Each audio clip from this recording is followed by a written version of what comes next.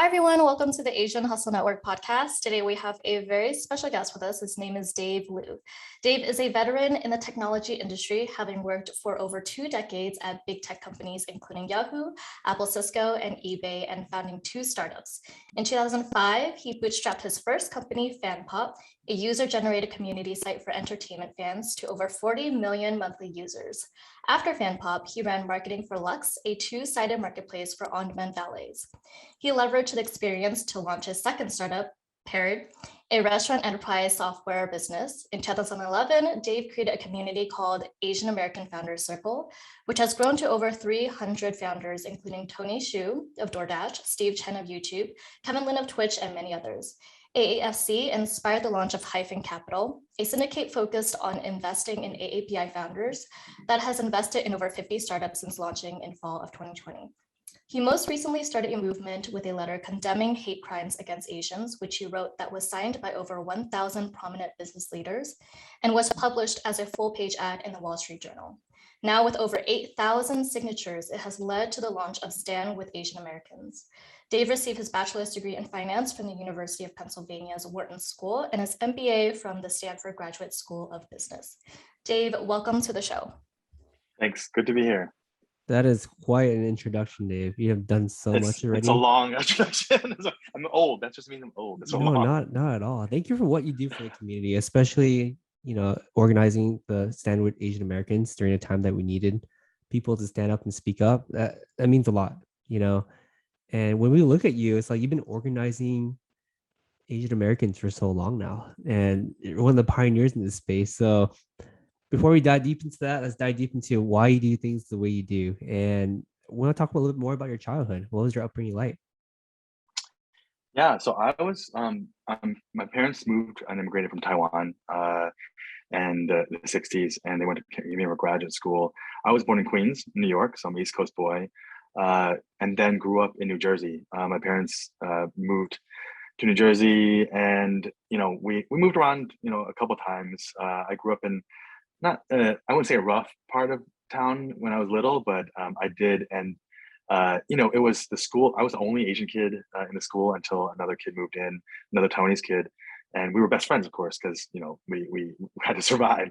But most of the kids, it was predominantly Black, and there were some white kids. But I learned very early that I had to be very quick-witted and fight back in order to survive. Otherwise, people saw weakness. So I think growing up, I gained trust and kind of friendship by just if people would insult me with your mama jokes, if I could go insult them even worse, and earn their respect, that's how I survived. And then they all basically respected me after that. They were afraid of getting any arguments with me. So it taught me a lot. But then my parents moved us to a better school district in Princeton, New Jersey, where it was about 30% Asian, South Asian and East Asian.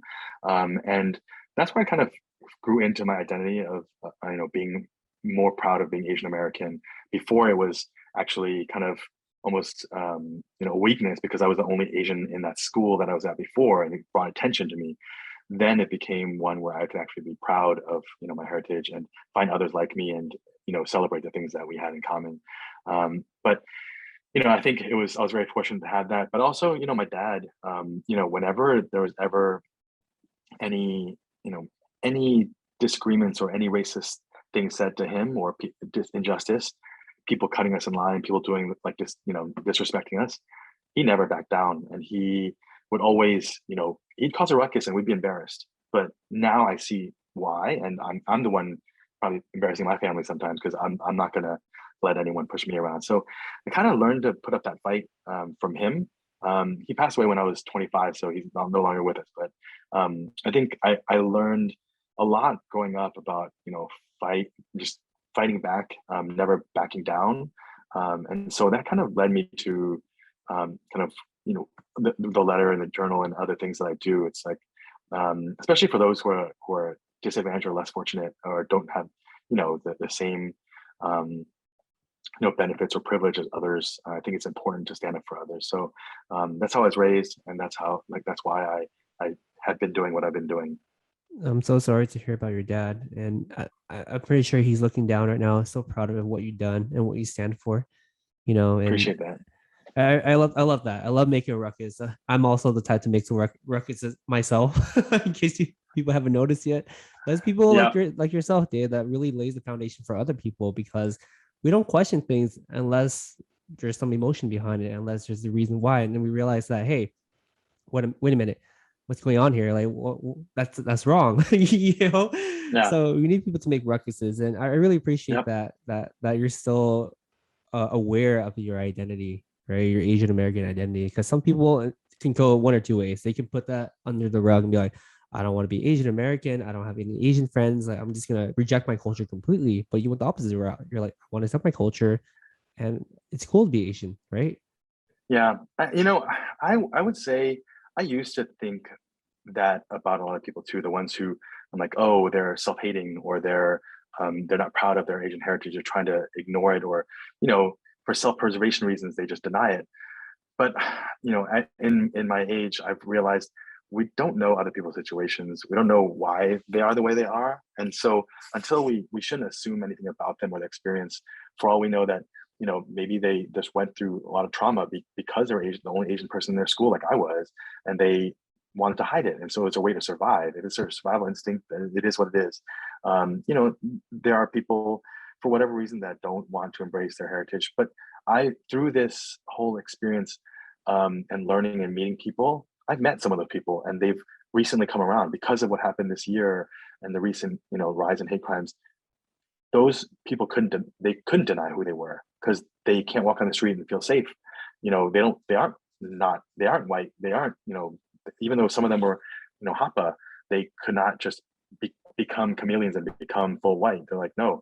And they also had to think about their parents, the Asian mom or Asian dad that could have been attacked. They realize that they're like, oh, I'm vulnerable, even though I have been okay by not embracing my Asian heritage and whatnot, but my mom or my dad cannot do that. They have no luxury in walking down the streets in their hometown and not being accosted by someone who hates them because of their skin color. So everyone goes through their journey, no matter what their history is. I don't want to assume anything, because a lot of people are seeing and learning and embracing who they are and their identity, even if it's later in life. It's their journey, and I'm the only thing I can do is speak words of truth to power, and hopefully they resonate with it, and they see that makes a lot of sense, and that's all I can do. Yeah, I love that you shared that. And I absolutely agree with you. Everyone has their own journey. And then I think at the same time, like throughout the pandemic, what the Asian community had to go through, we couldn't deny who we are, right? We couldn't deny like how we look like, and I think that forced us to look deeper into our cultural heritage. Even if, some of us may not have been affected being Asian, we did, experiencing our parents or our grandparents go through, very traumatic experiences. And I think that's what caused us to be like, what, I want to learn more about my culture so that I can educate other people about it, right? Yeah. And so the more we educate other people about it, maybe other people will have more empathy for our community. And I love that you mentioned about, your father not backing down. And I'm so sorry to hear about his passing as well. That actually really reminds me of my father as well. He's actually very petite. He's like 5'2". He's like 5'2", but he will yell at anyone who like disrespects him. And I think that's just like the most funniest thing and just the most inspiring thing to me, because we need people like that. I think in the Asian culture, we're so accustomed to just like, just shying away and not saying anything, but we need people to show us, we need to speak up because we have a voice, and we can't just, accept all of the discrimination that goes on in our lives. Yeah, I mean, I think honestly, a lot of folks, I notice on LinkedIn all the time, a lot of us are in self-preservation mode, where we don't say anything because we can hide, and we can just blend in and not, again, keep our heads down. But when it came to this, people just, they could not do that anymore. A lot of us, my non-Asian friends didn't even know stuff was happening. They were clueless about any stuff, but we saw it in our feeds, on our Instagram feeds and Facebook all the time, right? And so, if you follow, Dion's feed or any of these other feeds, you see the stuff that's happening, and you can't deny it. And so I think them seeing people who look like their mom or dad or their friends or sisters that was scary for them. And I think that made them realize, oh no, I can't deny my identity. This is who I am. So, yeah, for better or worse, like our dads being, fighters, that may have gotten, I don't think I've shared this before, but I got suspended in high school because someone said something to me, and I pulled out a knife and then I beat him up, and that was probably not a good thing. But I got suspended from high school too because like I was pretty stupid. I should have backed down. Someone pulls out a knife, I should not try to get in a fight, but like sometimes that just comes out. Right. And so it's, I think it's instinct to survive. And so, for good or bad, I think it's good that we have the confidence to stand up, but I think it's about encouraging others to do the same. And so that's what I've been trying to do. That's awesome. I mean, I'm learning so much about you already, and I never told anyone this too. I too also got suspended in high school for getting into a fight over racial slurs. Yeah, I'm glad we're sharing because some if stories about people, ourselves. yeah, I know we're opening up a high school doing. I will say I promptly ran to the bathroom and vomited because I thought, oh, I'm not getting to Harvard now. So I was like, I ended up not getting to Harvard anyway, but that was different reasons. But the thing is, I think too many times, like that example of there's just too many times where people think they can push us and walk over us and we won't push back. And I'm not okay with that. Like that's not me. And I don't think that's most of us. I mean, the immigrants that came here, the refugees, the other, all the different people that have come here, like they fought tooth and nail. They survived so much to be here, and they still survive. They move into neighborhoods, and one of my Black friends told me this. Like they said, I have so much respect for Asian immigrants because they come in and move into neighborhoods that they're not wanted in, that the community there they don't like them, and they think that and they can't even speak the language. They come in there, they open a business, they deal with all the stuff they deal with. And so, I mean, they go through so much and they're like tough as nails. And he said as a Black entrepreneur, he's like, he respects that hustle. And he's like, that is true, like, grit to be able to do that. Like no one does that. Like that's crazy. Right. So, I mean, Absolutely. Again, all the people in HN, like this resonates with them because everyone's trying to make it. And, that I think it shows that we're fighters because we're all trying to get somewhere. So yeah, absolutely, definitely agree. I mean, on top of us like having no one like us, like no one ever liked Asian immigrants taking over jobs, as I say, but we also were given jobs that no one wanted to do. Yep, that's right. So that's another thing. And still did them. We worked so hard doing jobs that no one else wanted to, none of the Americans wanted to do, And so that goes to show like the hustle and the grind that we have inside of us. And I think it's like, we talk about the jobs, like it's literally not just like the laundromats or the cleaning jobs or this or that. Literally all of the IT jobs and other jobs that are white collar are also jobs that, some of these folks are using that they hope that they get promoted someday, but they don't because of bamboo skilling. And I liken it to the basically railroad labor when the Chinese came in. I've learned more and more about like the railroad workers and the coolie labor that basically 90%, 15,000 of those folks were Chinese that built the railroads. And if you look at a picture of the day that Leland and Stanford are celebrating connecting the Central Pacific Railroad and Union Pacific Railroad, it was a picture of all white men like there honoring the day. There was not a single Chinese person in that picture. And it's like we're good enough to be the railroad laborers or the engineers or the like investment banking analysts or consultants, analysts, whatever, but we're not good enough to be promoted to anything above a certain level. Like that's unacceptable. So I think when you start digging deeper and seeing like, wait a second, has this been like this the whole time? And it has. That's when I start trying to encourage people to build their own houses and build their own railroads and not do it for other people who are basically taking advantage of their labor. Because again, some of them might not speak up for themselves and they, they're just fine with whatever scraps they're given. And they're like, you know what? I mean, these people figure it out. Like, hey, if I pay you this much, you'll just keep your mouth shut and keep working. Meanwhile, they're making 100x more off the backs of them on the labor. I mean, it's happened for years. When they brought over people for PhDs and all the graduate students from Asia, and they worked at the Bell Labs and other, all the research facilities, those people did not make any of the money or equity or any of the upside of that. It was the people that ran the companies that didn't contribute to any of that research, that didn't come up with those breakthroughs, and they made all the money. So, I mean, again, everyone was profiting off of the work that like a lot of us did or our parents did. And that's not okay. So I think the more we realize, that we should be kind of building our own houses, the more we can help other folks in the community too. I really like the fact that you brought that up too, because that's something that I sort of realized probably like at least 8-9 years ago about the same realization. It's like, wait a minute, like there's so much history erasure in American history, right? A lot of things Asian American have been there for a long time, but were never included in the history books. It's the same thing with our parents, and exactly what you mentioned too, with like bringing over PhDs and whatnot. It's yeah. I came to the same realization as you, and I was like, whoa, like as you're putting into words, I'm like, wait a minute, like you're re-sparking stuff in my own memory that I'm like, Yeah. wait, it's when I started questioning everything, right? Why not? Why not us? That's the main thing that comes to my mind is like, why not us? Why can't it be us, right? Why are we continuously blocked? We're not passive anymore. We're not weak. We're not whatever. We're not dumb. Like we're here to be heard and be seen and play the game correctly, for lack of a better word. Yeah.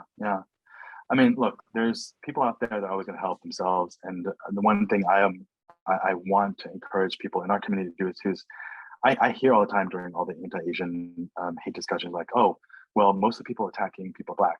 It's like it's all Black people against us, and I'm like, that's not, one, it's not completely true, but two, it's not all Black people. Like, let's not take things to a level that doesn't exist, and understand, the same way I have to understand my history, I have to understand their history, and I understand, the more I learn about how Black people have been oppressed in this country, from not even being able to buy homes to, like, most of our parents have risen up because they bought property, real estate, right? We were never blocked from buying property. Black people haven't been able to build wealth because they couldn't buy property. They were not allowed to. And so understanding the underlying issues that this country has oppressed people with, and why we're not in the positions we are in because other people are keeping us from places. I'm not, victim. I'm like playing victim. I'm just like, literally understand the game. If you want to play it right, know what's really going on, because other people are pushing kind of narratives and propaganda our way to make us think, oh yeah, they're bad people, they're coming after us, or oh, these people are no good either. I'm like, no, this has all been set up for us to like, if we look the underlying systems and issues, we'll see how everything is played. And like, that's how you have to navigate this world. So, I feel like this is like my dad, like this is when I was like arguing with my dad was little, I'm like, oh man, I do see it now. The bigger picture is so important. So, I encourage, and I know a lot of young people are super, like, all of you guys have been so active and vocal. And I think, you guys are fighting for the next generation, and I'm doing what I can too. But, we just got to know our histories. Yeah, definitely agree. And, I just want to pivot the conversation a bit to talk about and jump into Dave going out of Stanford MBA program. I want to jump into that, Dave. Long time ago, yeah. There's pieces of the different podcasts that Maggie and I listen to, the Fish Sauce podcast, that you mentioned that you hopped out of Stanford, but then you didn't feel like you had enough confidence to start your own company yet, right? And you said that your dad was an engineer that supported your mom, that became an entrepreneur. So I want to understand, like, how did Dave, the MBA student from Stanford, continuously work for someone until he formed enough confidence to start his own company?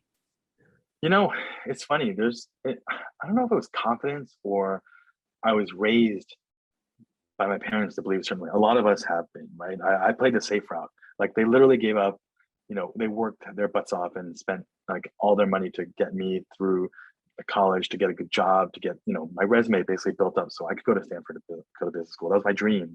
And I went. And then I think I realized after that, looking back on my life, how many hoops I jumped through. Okay, so I got into the Ivy League school they wanted me to get into, and eventually I felt like I wanted to get into, and then that should have given me the opportunities I wanted. Then it's like, okay, I was working for a consulting company, that should have given it. Then I worked for, big tech company. Okay, that should, like, name brand after name brand. Like, literally, I mean, I created the resume that every parent would want, but I wasn't happy because I knew that there was going to be another hoop I would have to jump through. And what was that going to be? Was I on the other end of every one of these hoops I jumped through? I wasn't necessarily happier or more fulfilled. It wasn't like I was doing what I wanted to do. I was doing what I was told or programmed to do. And fortunately, I didn't go down the doctor route, because all my friends who went down that route, they're trapped. They feel trapped because they can't do anything else. And so I'm like, I jumped through all these hoops and I wasn't happy. And I realized, man, this is not what I want to do for the rest of my life, keep jumping these hoops. And to what end? I thought when I was at, eBay, I lasted 4 months because my director, I started trying to do some stuff that wasn't, okay there. Like I was trying to rock the boat a little bit. And my director was like, it's not worth it. It's like, this place blew up tomorrow. This company would still make millions of dollars. Like, why am I coming here? Like, it's a waste of my time. So I decided, it's time to do my own thing. And I think a lot of that was, that fear that it was just confidence. It was confidence, but it was also fear of failure because all those hoops, I knew what the test could be. I know how to jump through those things. If I can get a job, I get a job. Like everything's safe. Literally starting your own company is jumping off a cliff. And that's like, I have no idea. I've written about this, but it's like walking in Indiana Jones' Last Crusade. When he had to step across to get the Holy Grail, there was like a big cavernous pit that he was going to cross, right? It was the abyss that he would have stepped out onto if there was nothing there, but he did. And there was like a walking bridge that was there that he couldn't see. But that's all the people that come out of the woodwork to help support you and kind of, invest in you and give you advice and open doors for you. But I had that, and everyone really does have that. They just don't know till they actually step off and do it themselves. And so you just have to take that risk. But yeah, I don't know. I've always been confident in my abilities, but when you do that, it's not even about confidence. It's like literally, I'm going to jump off a cliff, and so nobody's that confident jumping off a cliff because you're like, I have no idea what's on the other side or how I'm going to get there. But I think it was something to me coming out of school that made me realize like I want to do bigger things than just be a cog at a company or just work for someone else, because that's what my dad did his whole life and he regretted it. And I was like, and then he died really young. And I was like, dude, like I don't want to be that guy. So that changed. My dad passed away before I told him I was going to go to Stanford for business school when I was 10 or 11. We were looking at a magazine, US News together. He's like, oh, do you want to be a doctor? And I was like, nope, can't stand blood. I was like, should I go to engineering? He's like, oh, don't do that. You'll just be working for a man the whole time. And then we saw we saw law schools and I was like, oh, should I be a lawyer? And he's like, nah, they all lie too much. And then we saw business school and he was like, I was like, oh, I can do business. He's like, oh yeah, you talk a lot. So you should do this. And so we saw Stanford was #1 and this was like in the 80s or something. I said, okay, I'm gonna go there. And I did, but he wasn't around to see that. But I think that was when I realized I was like, I wanted more for myself after that because he passed away like young enough and had gone through so much to work for me. And like, I don't want to be that. He didn't want that for me either. So it was scary, but I think it's always worth it. So anyone listening to this podcast that isn't doing their own thing, I always encourage you to. It's scary, but it's worth the risk. I love your dad's reasoning, and I'm just so glad that you were able to get inspiration from your dad in that way, and he was able to kind of be your soundboard and just tell you it's okay to do whatever you want. I think oftentimes we tend to overthink, like even if the confidence is there, we overthink and think like, okay, if I start this job, I still probably have to stay there for a year because I don't want to let that corporation down. We or rationalize something like that. Yeah. We rationalize, but honestly, like it really is all in our mind. We're not confined to anything, and we can do whatever we want. And it's not like we owe our lives to that corporation. And they don't honestly care about you either because they have other people. They're fungible, right? So I mean, for me, I kept telling myself, if I'm going to start a company, I need to get to this level at a big company, and so I could learn what I need to do when I start my own. But honestly, if you move up to a big level in a big company, you don't learn anything you need to do as a startup because none of it's relevant because you have all the staff and other people to help you get there. And also, it's a totally different mentality. So most of those people at like those levels of big companies, they're so comfortable that they couldn't start their own business if they wanted to. So it's a very different like mentality. I wish I learned that earlier. I mean, I honestly wish that, I pay a lot of money to go to Stanford for business school, but I think sales is probably the most important skill that they don't give founders. If anyone listening to this, like study sales, because sales is not just selling the product, but selling people, selling to like getting and convincing. It's storytelling. It's convincing investors.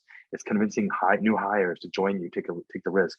It's convincing partners to work with you, and so it's about storytelling and it's about selling. But no one ever told us like that. I paid for a fancy degree and I didn't learn about selling until I was actually doing it. And so, when you're trying to convince people to join you on a journey, like you have to be able to tell a good story because they have a lot of things they could different places they can go and ways they can go, but you have to convince them to come with you. Absolutely. I 100% agree. So what was going through your mind at the time when you had started your first company, Fanpop? As you're And falling Yeah. off the cliff, like what was going oh through your yeah, mind? that Oh no, cliff, it was that same analogy. it That was rough word because cliff. no, my friends were all. That was around the time when all my friends were getting married and going like having like I was invited to weddings in like Brazil and Israel and all over Europe and friends. I'm like, oh man, I'm too broke. I can't go to any of these things. I'm eating like tuna fish sandwiches and ramen, and it sucked because all my friends were making big money out of Stanford, and I was like, I gave up my money. I'm trying to do this thing on my own. I'm literally paying myself like $10,000-$20,000 and burning through my savings. It was rough. Like I didn't think I was going to make it, and it's I think, but things turn around. Things when you're forced to figure out how to survive on your own, you find a way. And it turned around and it got better and things started going really well. And so I think it is scary, and I'm not gonna lie, it's dark when you're a founder, and all the people listening to this know this. When you start something on your own, the highs are really high, the lows are so low. It's like very depressing. And it's they're dark, and you need no one understands except for other people who do this, because if you talk to friends who are like, have six-figure jobs and are safe and like, oh yeah, you'll be okay. And it's like, you don't know. Like you don't know, like, you don't know that. And I think when you talk to other founders, they'll remind you, they're like, hey, I know this is a tough time. Let's think about how you can like navigate this, how to get through this. But you know, things get pretty grim when you're running your own company. But then things get really well. You'll be flying high. The next thing you'll get some lawsuit for some random thing because someone coming after you because they see you're doing well, and you're like, oh man, I feel sick to my stomach. Then you're flying high again. It's like, oh, we just sold a big deal. Next thing you know, oh man, our servers like just crashed and we're like we lost all this money from sales. Now we can't raise money. Like it just keeps going up and down. And so this life is not for everyone. I said it before. It's like I don't, going through the corporate ladder is sucked for me, but that's me. Like I think we need people to do that. I have so many friends who are really successful in playing, going through that, track, and I think we need those people because those folks have influence at big companies, big brands, big names that we need. And if we didn't have them, we couldn't do a lot of the things for the community that we do. So for everyone who's starting a business, there's folks who are really good at navigating, company politics and corporate culture. And I think we need those folks to be influencers as well, because they're the ones who will bring up others with them. My friend Debbie Sue is the CEO of OpenTable. She has promoted, I think, 3 other Asian women to the exec ranks in the C-level suite. And she gets crap all the time. It's like, oh, I guess you got to be Asian to be in the C-suite here, or you got to be an executive here. But no one says that to. I mean, I guess we say that about like white males from all their buddies, but she's bringing them along with her. She's not. She didn't. Some people just go up and get into the VIP room and they don't bring their friends with them. She brought them along, and she's helping them because once they have that title, they can go to other companies and become COOs, CFOs, CEOs, and then they will be able to help other people there too. So it's about bringing up people along with you and not just kind of helping yourself. Yeah, I really like that. I feel like the way you look at the world is so encompassing of everything. It's like it'd be pretty bad if everyone had a founder mindset because no one wants to do the work. Yep, it's true. Internally. It's true. There needs to be a Yeah. mixture of both, right? And we need to realize that there's no reason for us to talk down on each other, like, oh, you're a founder, or you're not a founder, or you're W2. We need each other. And it's funny too, because earlier I had a conversation with someone that wants to leave his job. I'm like, you're doing so well. Like, are you sure you can navigate this field? Because it's not as like glamorous as those Netflix shows, whatever movies that we see, the nice watches. It's not that. It's high and it's super freaking low. It sucks. Like, I mean, it's lonely, and it's you definitely feel like you're marginalized, because when you go to dinner parties, especially in places like New York, in the Bay Area, everyone and their mother is trying to start something. But in places like in New York, they probably think you're unemployed because like you can't get a job, so you say you're starting a company, and it sucks. Like you don't want to feel like that, but if it's not the norm and that's not the culture, people think it's weird. They're like, "What? You're doing what?" And so it can be very isolating, and so you need family and friends who support you. But look, it's even harder for Asian kids to do it, because the companies I found, the companies I've invested in, I have so many founders that have the same story. It's like their parents pay for them to go to some fancy school, and they got some fancy job at Google or Goldman Sachs or McKinsey, and then they quit to go start a company. Their parents aren't talking to them anymore. They don't even know that. The parents like, I don't know you. Like, I'm like, they're disowned. They're literally, and so these folks have no trust fund. Like they're not like, they don't have anything to fall back on. They don't have a rich uncle that's gonna help them. Their parents don't talk to them anymore. And so these young, talented kids like they literally can't afford to start a company without people investing in them. Look, when I started Hyphen, I thought I would get canceled because it's like, oh, people are saying, oh, Asians make a ton of money, they're doing great, they raise money all the time, they're successful, they work in tech, all the. And honestly, I'm like, that's not the point. Like most of the money is not going to us. Most of the money, like, and even if it is, a lot of us don't have anything to fall back on to take the risk to try because our parents aren't supportive. We don't have money in the bank. We're literally paying our school debt still, or paying our rent, or paying whatever to survive. And so we need the money more than, like certain people do. And so if, the gatekeepers are all white males and, you're an Asian woman or an Asian guy, like with an accent who's an immigrant, like you're most likely not going to get that money. Eric Yuan from Zoom, others, that's what happened to them. And it's like, if it weren't for Asian investors to give them money, we wouldn't have had some of these companies today. Yeah, I absolutely agree. And yeah, I was one of those kids where when I quit my job, my mom, and my dad didn't talk to me for like a really long time. They're like, "You left her cushy job?" I'm like, yes. Because they'd work their butts off so that we would have security. Yeah. And we leave that behind by, and they're, I mean, I don't know how long, probably 10 years. My mom was asking me when I'm going to like go back and work for Google or something like that. I was like, I'm not going to Google. I was like, that's not going to happen. But I think there's the hope in her mind that after everything that they did for me, that I would just go and get a nice, sensible job and just coast for the rest of my life or whatever. I'm like, no, that's not how it worked for me. I think you bring up a really great point too, because yes, there are definitely a lot of people who say, Asians, they get really great grades, they get well-paying jobs. Like, why do we need so many resources, right? But you're absolutely right. Like a lot of us, whether it be ourselves or our parents or our grandparents being immigrants, coming here with nothing on our backs, a lot of us don't even have, a backup plan or like a second plan that we can fall back on. So it's like, I think a lot of people don't recognize that, a lot of people don't realize that we don't have a backup plan and we need these resources as much as any other, minority group or immigrant, because, obviously a lot of these minorities, including Asian Americans, we need these resources. We don't have backup plans. And so that's why I think what you're doing, advocating for Asian Americans, getting these resources is so, so important. Yeah, right? and I want to add onto Nagi's point too. It's like when people are like, "Oh, to start a company is easy. Go raise money from friends and family."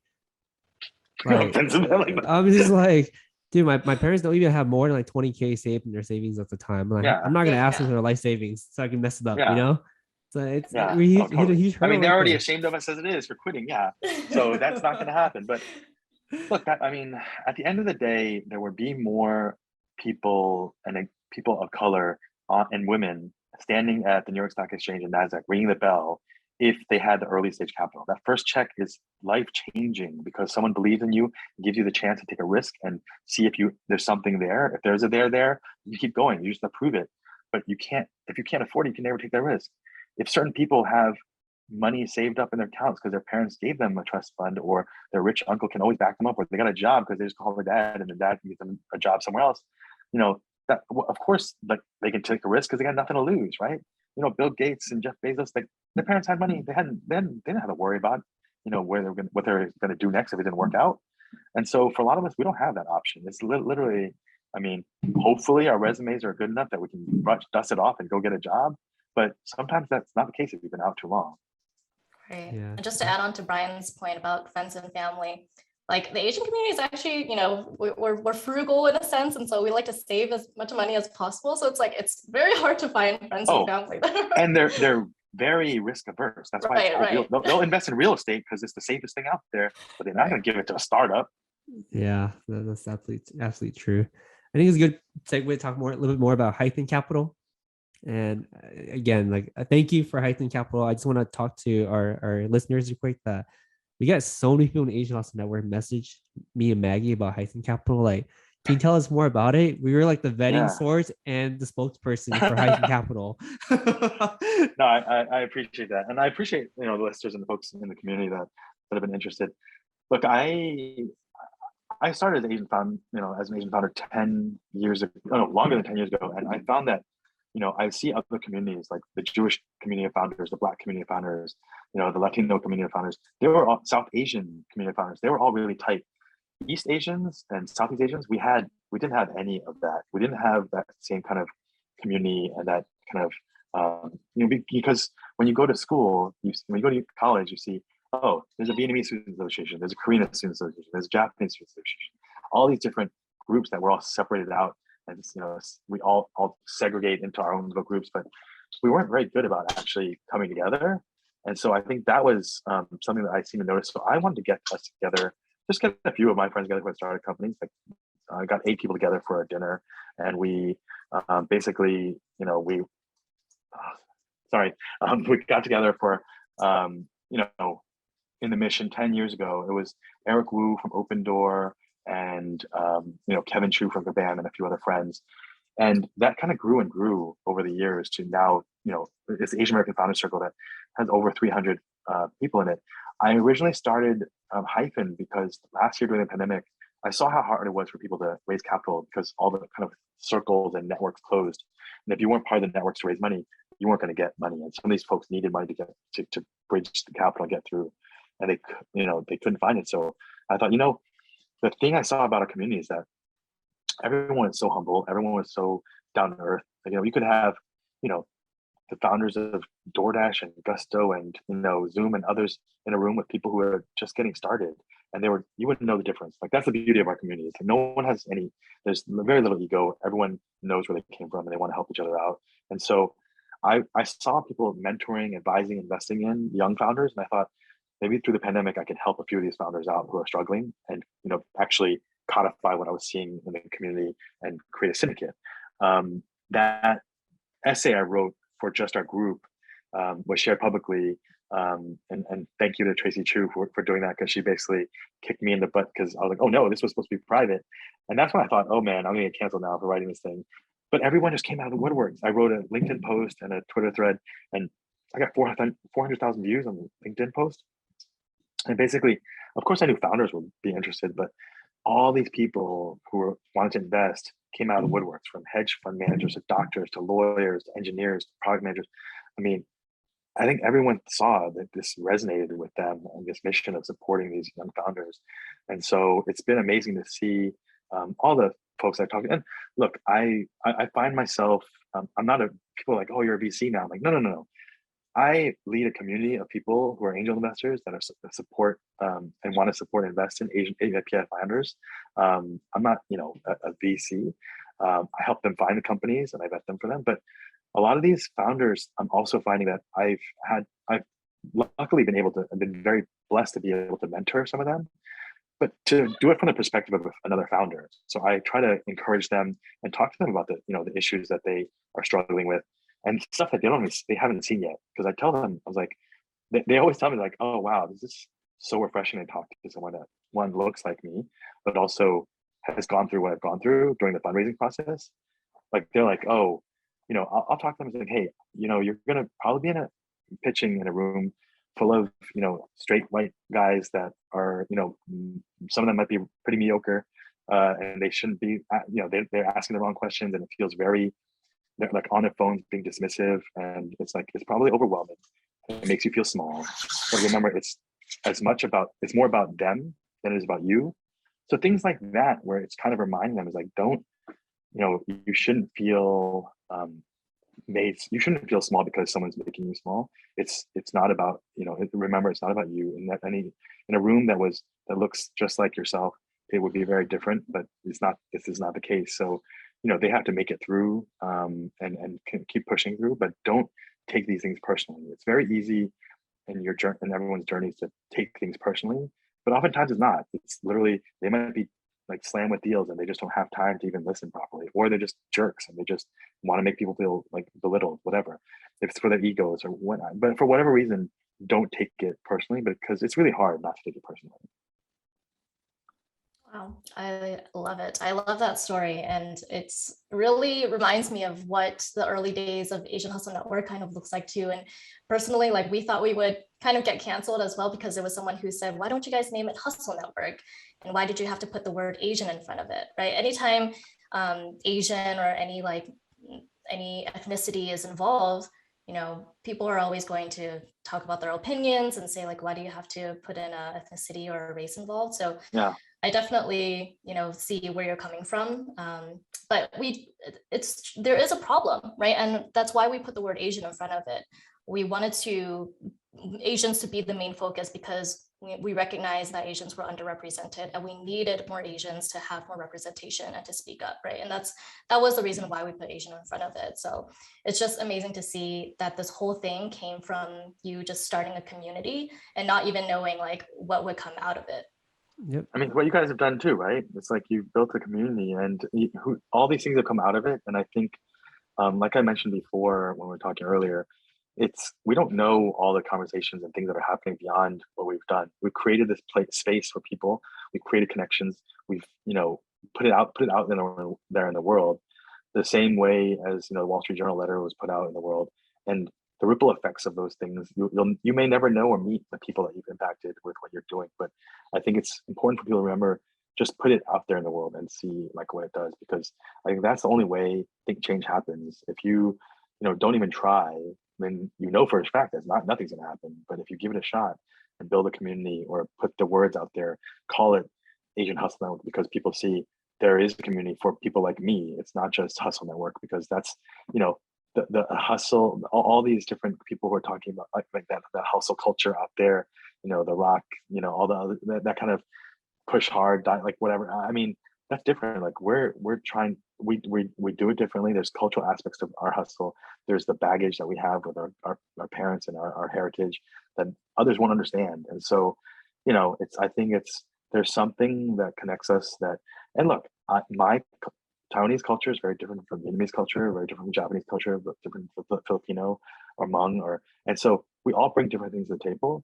But I think without the large community coming together,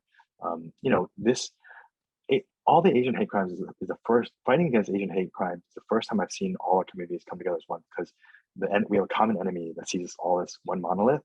And if that's the case, we have to fight back as a monolith because there's strength in numbers. And so, even seeing all my South Asian friends who are supportive of it, like they're not being attacked because they're not being blamed for the virus, but they support us too because they know that we're one community, even though we're all so different. Like, I mean, the South Asian culture is even more different from ours, right? But I think we've been through so much together because they forced us into this model minority myth and one big number, and we've all struggled through the same stuff. But we struggle together, we fight together, we rise together, and that's why when this unforgettable words thing I went to on Saturday, seeing all of that being celebrated among the community and everyone there together, I mean, it was the most amazing thing to see so many people so proud of what we've done together as community. Yeah, absolutely. I mean, Unforgettable Gala, we're definitely going to be there next year and attend and, and show up. But I want to bring back, I want to bring back to Hyphen Capital too, because Maggie and I just closed out our pre-seed round or seed round or whatever that is. Man, fundraising is incredibly difficult, and it makes it hurts your self-esteem because you get a lot of people that reject you and ask like questions that just don't understand your mission. And I'm glad you're making that not so much easier, but you're making it more accessible for founders to get started, right? Because that's the first hurdle. It's like, will I convince other people or to believe into the mission that I'm trying to build? And we're having the commonality that, look, it's Asians supporting Asians and providing valuable mentorship and advice to these new founders that can help them along their career. So thank you so much for that. Coming from a place where we just literally fundraise, I'm like, thank you, Dave, for starting something like that. I know, and it's hard for everyone, and it's never easy. And again, I will put it out there that I can't invest in everyone. We can't invest in every company, but knowing that there is a community that is out there and that there are people out there that support Asian founders specifically, I think is encouraging to a lot of folks, because even if I can just talk to them and just give them words of encouragement that, hey, this might not be right for us, but I'll give you access to a community of people that might be right for it. If they can connect, doors might open through the network. I mean, I think one thing everyone on Asian Hustle, needs to know is that it is about the network. It's about relationships. It's about, people helping people out, and along the way, you never know who's going to help you out. So don't. The one thing I've learned, it was interesting. I just got research on glass ceiling, bamboo ceiling, from a professor at MIT Sloan. I believe he's Chinese American, but he said the reason why the research found that the reason why South Asian people are more successful in corporate, that are becoming CEOs, like you can see how many, Microsoft, Google, now Twitter, like why they've done so much better is two things he discovered. Is one, we are not, it says assertiveness was one. So again, we can blame the system for a lot, but we also have to take ownership of our own culture. And we have the superpowers of both Asian, East and West. And so we need to know what our weaknesses are and, what our strengths are. And yes, humility and everything is fantastic. But if you want to play the game, you still have to be aggressive and assertive. And so and it says nothing about being humble. You can, still be humble and not be a jerk, but you can be assertive too. And so, South Asians are more assertive in the workplace. And then two was this interesting, I had never realized before, but that East Asians and South Asians, they stick with their own more so than South Asians do. So they don't actually, they stay with their ethnic kind of, groups. But when I've seen in my past these South Asians, they socialize with people of other groups, and we're not so great at that. I don't know if it's because safety. I mean, we feel comfortable and safe in our communities of people that look like us. But of course, that's not going to get us anywhere either. So we have to build our networks, not just amongst ourselves, but across other groups. And that's the only way we're going to, open doors, because, again, this is where we don't live in an Asia in America. We live as Asians in America that live among Americans, and we're Americans too. So we can't isolate ourselves. So I think it's important to realize that a network is what leads to success. All this stuff that our parents told us about effort leading to outcomes and success is not true at all. You can work your butt off and get nowhere because you're not going to get recognized. No one's going to promote you. Like, you have to be a squeaky wheel. You have to make noise. You have to be just let people know what you've accomplished, get credit for it, because someone else is going to take the credit for you. The same thing that I was talking about before, the railroad workers. There are people who are going to take, the people in the photo at the end of the day, after the railroads were done, were all white. None of them helped build it. Like, 90% were all Chinese people that built the railroads, and they're the ones that should have gotten some credit, but they didn't, because, they were written out of the story. So you have to write yourself into the story and make it be known. And so, I think that's the only way that we're actually going to make it. And that's why I've become, more vocal about it, because I want people to acknowledge what we've done. During the Asian hate crime stuff and the Wall Street Journal letter that we did, one of the things I mentioned on the Bloomberg interview with Emily Chang was Asians got us through the pandemic. We got us through, lockdown, because, Asians created Zoom, and that Zoom that you use to do your work with, DoorDash that fed you, Peloton that you worked out with, YouTube that entertained you. And so that kind of, people didn't even know that Asians created those things. And so I created a blog post and wrote out all the companies that were created by Asians. And most Asians didn't know that they started most of these companies. And I think that visibility, that transparency, those stories need to be told. Right after that, I went and bought the domain, like startedby.org, so I could do the same thing for Black, Black founders, for Latino founders, for other people. Because if I'm a Haitian kid living in Queens and I can Google something and say, oh, were there any companies started by, Haitian Americans? And if I find nothing, that sucks. But if I find something on Google and I see others, and then I get inspired because I see others, that makes a big difference. I was lucky enough to go, my first job after consulting was to work at Yahoo, and Jerry Yang sat around the corner from me. Seeing a Taiwanese American build a company like that was impacting the world was amazing and inspiring. I was lucky that I had that. Some kids, they don't have that. And if they can't even Google and see someone that looks like them doing it, how can they believe that they're going to be the first one, right? Now that Jeremy Lin's done it, there are going to be other Asian kids out there who think they can make the MBA. Like, you need someone to be there. Yes, that is so important. And I'm so glad that you brought that up. And Brian and I, we talk about this all the time, how kids nowadays, in the Asian community, or, whatever minority they are, they need to see people who look like them and sound like them on screen, or else they're not going to believe that there are heroes that look like them and sound like them. And that's so, it's so important to have like Shang-Chi or all of these, new movies that are coming out with Asian lead roles, right? And you're right, like a lot of us don't even know that a lot of these big corporations are co-founded by Asian, founders, like LinkedIn or Rotten Tomatoes. Not a lot of people know that, it's actually co-founded by Asians. And another point that you brought up, which I thought was really, really interesting, is my parents have always told me to like stay in my own lane. And, and the fact that you brought up the fact, a lot of us are taught to just, stick with our own community. And South Asians, they venture out and talk with other people who are not, the same minority, the same ethnicity as they are. And so that really makes me think, because, my parents they've always just hung out with Chinese people. And I've grown up to only, see Chinese people and hang out with Chinese people with like my parents' friends and stuff like that. But networking is really the key. Like we have to network and go out of our comfort zone and network with other people who are not the same as us, right? Just like how Stop Asian Hate movement, it's like, if only Asians knew about the Stop Asian Hate movement, then we're not really sharing the word out there. We're not really making any change unless people who are non-Asian knows about the movement. And that's really when we start to make change. Exactly. I think it's about bridging those cultures and the influence that we have.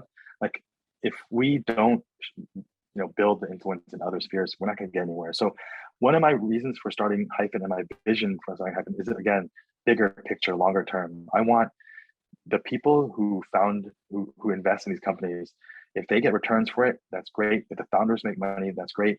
That's wonderful. But I want all of them to reinvest in the next generation, but also invest in making, more like mayors like Michelle Wu for Boston, or, finding more people to put in, boards and C-suites for companies, in investing in movies and TV shows that are, these are not to be, the money doesn't come from those things, but they influence people and culture. And so I want everyone to, be wildly successful, make money, but put that money back into reinvesting in the whole community. Because if we can't see our stories be told on TV and on a big screen, or see people running cities, like, major cities look like us, or, be in Congress, or see more people, in the C-suite or on boards on New York Stock Exchange, on CNBC, like, then of course we're going to be invisible, because, we don't even see ourselves. So like I said, with the Jeremy Lin thing, it's like, you have to see it to want to be it. And so that's kind of what I want Hyphen to become. And, that's what we all should work towards. We need to be better about reinvesting back in the community. I love that a lot. And again, I keep saying this over in this podcast, but everything you say, Dave, we have a lot in common. That's all I can say. Yeah, I keep saying that too, because I guess our vision for Asian Hustle Network is to become the ecosystem ourselves, right? Because the reason why we have those conferences, because we want people on stage to inspire the next generation. We haven't really announced this yet, but we're coming on an accelerator program pretty soon, so we can invest back into the new people in our network, right? And I want the people who made it to come on stage to speak and share their story, because we were once in their position. We were once struggling. Why not invest back to the future generation? Because guess what? That's what's been lacking all these years. That's why every 10, 15, 20 years, it starts over again. Literally, the Asian community starts over again from square one. You look at Hyphen Capital, you look at AHN, Gold House. We've only been around for 2 years, each of us. So it literally starts over again. I'm trying to break that trend. And I love how you have the same mindset as well. Yeah, no, I mean, look, if I was younger now and seeing like what Gold House is doing, AHN, Subtle Asian Traits, whatever, stuff that's happening in, pop culture with, Squid Game and BTS and, all the things that I see with more people that look like me. Like, I'm doing this for my kids. Like, I want them to be able to, when they get to, when they graduate from school and they see the opportunities out there, like, I want them to see not just the doctors and lawyers out there. I want to see them see the actors. I want to see them, the chefs out there. I want them to see the people running companies, starting companies, being whatever they want to be, because they need more options. I went to see Hassan Minaj here in San Francisco 2 weeks ago. And one of the things he said at the end of the show was, his daughter will not grow up like him because she will have options. And he didn't have options. He was told to be a doctor, a lawyer, engineer, and he became a comedian. But he's not going to make that mistake with his daughter. He's going to let his daughter choose whatever she wants to be. And in order to do that, I mean, I want my kids to be whatever they want to be too. But in order to actually want to be something, you have to know and see people that look like that. And so I want to plant the seeds to be able to encourage and support and invest in people that are doing things that they can see down the road. Love it. And thank you for all that you're doing, Dave.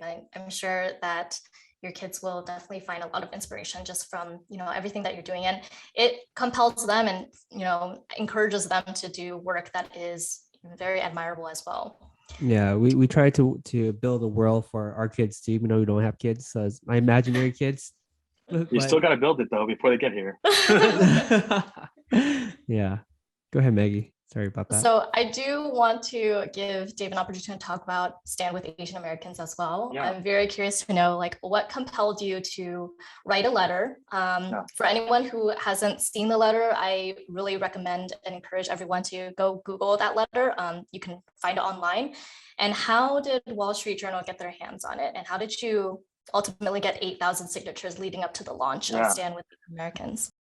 Yeah, so they can find the letter at standwithasianamericans.com. It was something that most people don't realize, but I was in Taiwan for 7 months during the pandemic. And, I was safe from all the stuff that's happening here. But I was seeing it even before I left for Taiwan, reading and seeing all the news and attacks from Brooklyn to San Francisco, Ratanapakdi getting attacked here in the Sunset. I mean, I was seeing all that happen. And then I went to Asia and didn't have to think about it. I was happy and safe. No COVID, no racist attacks. It was amazing. And I was around all these other incredible Asian Americans that had fled there too. Like, Patrick Lee from Rotten Tomatoes, Kevin Lin from Twitch. I got to know Archie Kao, the CSI actor, and, Ray Chen, the violinist. There's so many amazing people there. And it was inspiring to see the diaspora of Asian Americans that were there, because I thought, wow, we've done so many amazing things. We have so many amazing leaders and, people here. And then contrast that with the attacks happening back home, and ultimately the murders in Atlanta. I think that just broke me, and it just made me realize, like, wow, it doesn't matter what we do. Like, people still see us as foreigners, and this is, what we're dealing with. And so, I decided to write a letter and just see if I can get some of my friends. I'm fortunate to have friends that I do that are way more important than me, that their names mean something. So, I wanted them to sign the letter, and so I, just worked with some friends on this, and it was, we wrote it, a few drafts of it, and then someone had the idea to Wendy Wen, who I work with, and Justin Zhu.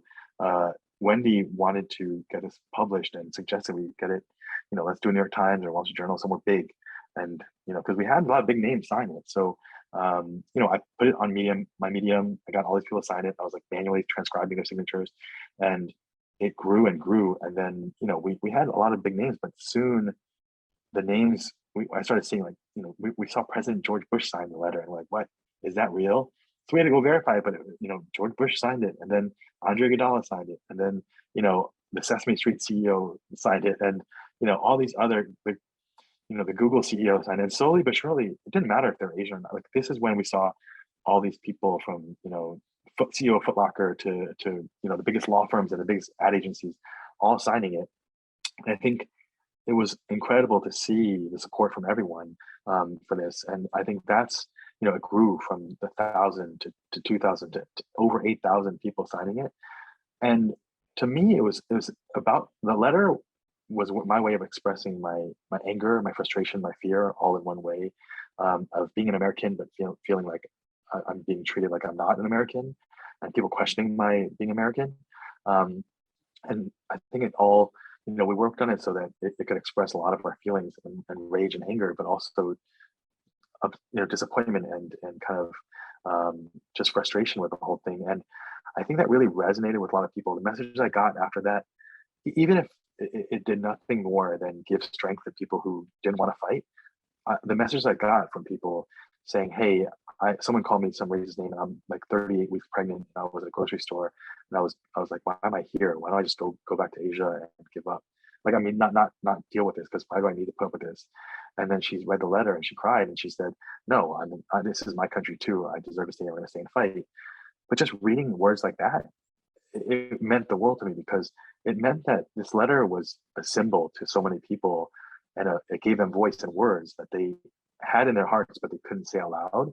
And then they saw it being said out loud in the Wall Street Journal and getting covered in the news. And then also the people signing it being like, oh, we're not alone. Like, this is the biggest CEOs in the world are signing this. And, not just Asians, but people of all different races and ethnicities, they were all signing in support. And I think knowing that, just the feeling of knowing you're not alone in so many different ways and capacities can make a big, big difference in how confident or strong you feel. And whether you are isolated in a place with no other Asians or you're a place with a lot of Asians. Like, I think just hearing those words and knowing that there are others with you makes you feel stronger, that you're not alone. Amazing. I just got chills just hearing you say that. And I absolutely agree with you. Not every time we have to fight back. Like, that we don't have to fight back every time. I think a lot of us, we just want to feel like we belong here. And I think that's exactly what your letter did. I think you made a lot of people in the Asian community recognize that, you know what, we belong here and we have a voice here. And that shifts their mindset. It changes their mindset. And sometimes that's all it takes to really make a difference in their lives. And they can relay that same information and mindset to their kids, and then on and on and on. So I think your letter itself has made such a huge impact and change in our community. And I just wanted to say thank you so much for doing that. And I didn't know that George Bush had signed that letter as well. That's so amazing. Yeah. But just seeing that happen, just hearing about that happening, it gives inspiration and hope to so many people, just recognizing that there is people who are not of Asian descent and who are not in the Asian community have our support and who are supporting us as well. Yeah, no, I mean, I think that's the thing. I think it's almost, for whatever reason, I feel like seeing people that aren't Asian support you is even more affirming or reaffirming, maybe because we feel like, yes, we demand to be recognized as we're not foreigners, but the recognition from others maybe validates it. We don't need to have a validation, but somehow it does. But I think that's, that was really important to see, because we are, we're not outsiders. These are people who believe that we're part of the communities and we contributed to the communities. And so, that was for me the most powerful thing, and just hearing from individuals who were reaching out and just thankful for the words, and if nothing else, giving them the words to say that they didn't know that they had to say. Absolutely.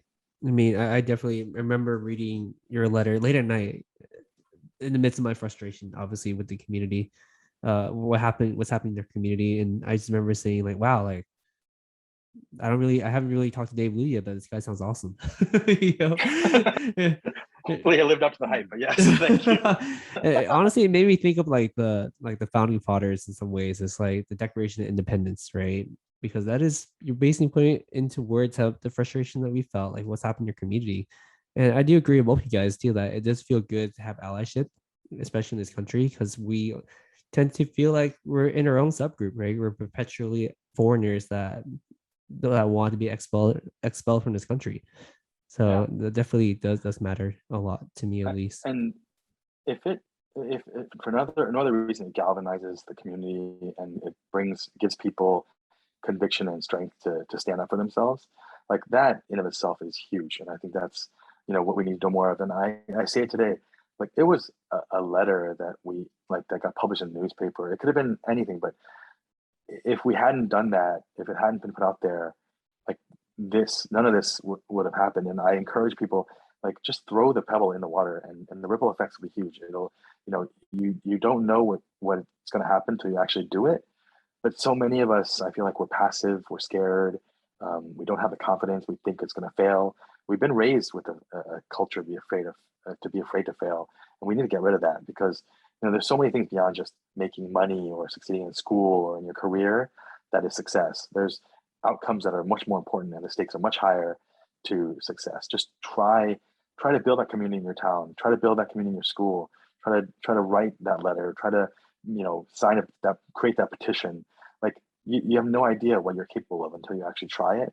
And I think too many of us are afraid to try, and we need to do that. Absolutely. Definitely agree with you, Dave. And you're setting that foundation and inspiration for other people to do the same thing. So thank you. So Dave, what is next for you, and what do you see happening for you in the next 5 years or so? Oh man, I couldn't even see this year was not. I couldn't expect I planned anything to happen this year, much less 5 years from now. But look, I'm gonna keep doing what I do. I've always, wanted to build community and kind of, and I think now I see what my legacy, like I want my legacy to be, if in the ways I can impact and open doors and bridge cultures, and help other communities of color get to a place, and women get to a place. It's no different than what my dad taught me as a kid to fight. I'm going to continue doing that, and whatever I do, whether it's connecting people to raise money for good causes, or donate money, or invest their money, to creating opportunities. There's different projects I'm involved in. Like I'm helping to produce a movie about Jeremy Lin's 10-year anniversary in Insanity coming up. I'm working with 2 Black producers to do that, and I think it's amazing. I'm trying to raise money for the Smithsonian Asian American Museum in on the National Mall, because we need a museum there, and it takes some time, but I'm trying to connect people to that. There's just a lot of big picture things that are in the works that I just want to be able to help. And I don't need, again, I think like anyone else, like I don't need my name to be on any of this stuff. Like if you can connect people who can make something happen, do it. Because there's literally the paying it forward thing is no joke when you actually, think about how you can actually help without trying to get something for it. Because it all comes back. I mean, no matter what happens, if people end up introducing to other people or referring people to this and that, like, it all comes back. If you put good out in the world, good will come back. And I do firmly believe that. And I think, the more we use the gifts that we've been given to help other people, the more rewarding it is. When I mentor founders and I see people succeed, or I see these projects happen, like I don't, it's so much more rewarding than, doing it myself. It's all the jumping of hoops, jumping through hoops. That I'm like, oh, sweet, I got into Stanford Business School. Yay, me. That didn't help anybody but myself.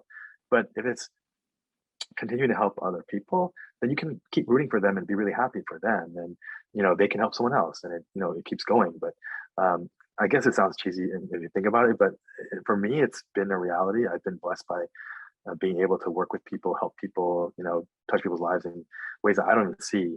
I hear from people saying, "Oh, thanks so much for adding me to this group, because I connected with so and so, and they introduced me to so and so, and then I raised money from this, and then we sold to that." I'm like, "Great! I didn't do anything but bring you into the fold, but that's fantastic." So, I mean, to me, that's means more than anything. If you can create those kind of connections and kind of those collisions, then you're doing a good thing. So my encouragement to people is, do what you can to help other people, because it'll make you feel really, really good. And that's, if there's a mission behind it, even better. So my goal is to leave a legacy behind for my boys, and hopefully I'll be able to do that in the next 5 years and longer, hopefully.